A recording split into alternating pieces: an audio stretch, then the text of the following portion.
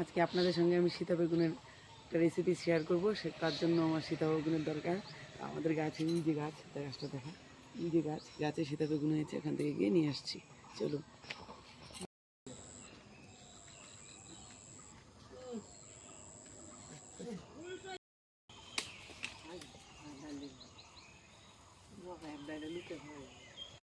কতগুলা উঠিয়েছি সীতা বেগুন এই যে গাছের।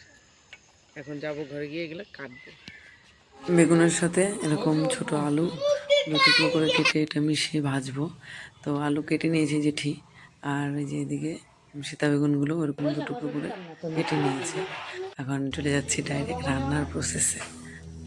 তো প্রথমে কড়াইতে দিয়ে দিয়েছে তেল, একদম সোজা এমনি নর্মাল অন্য জিনিসের মতো যেরকম ভাজে ওরকমই। একটু পাঁচ ফোড়ন আর একটু শুকনো লঙ্কা দিয়ে দিচ্ছে। শুকনো লঙ্কার পাঁচ ফোড়নটাকে একটু পুড়িয়ে নেবে, এর মধ্যে দিয়ে দিবে আলুগুলো।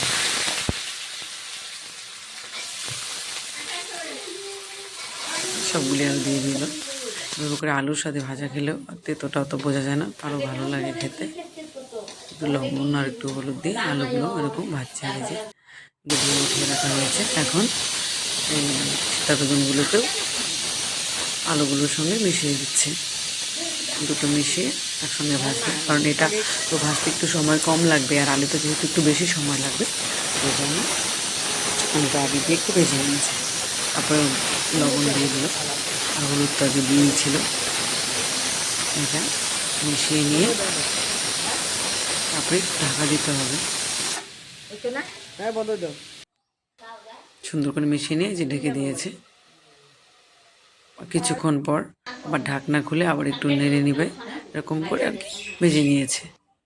তারপর আমি এরকম সকাল সকাল গরম গরম ভাত, আর অনেকদিন পরে যেহেতু খাচ্ছি, বললাম আমি ভাজিটাই আগে দাও, ভাজিটা আগে খাবো, তো এই যে খেয়ে নিচ্ছি।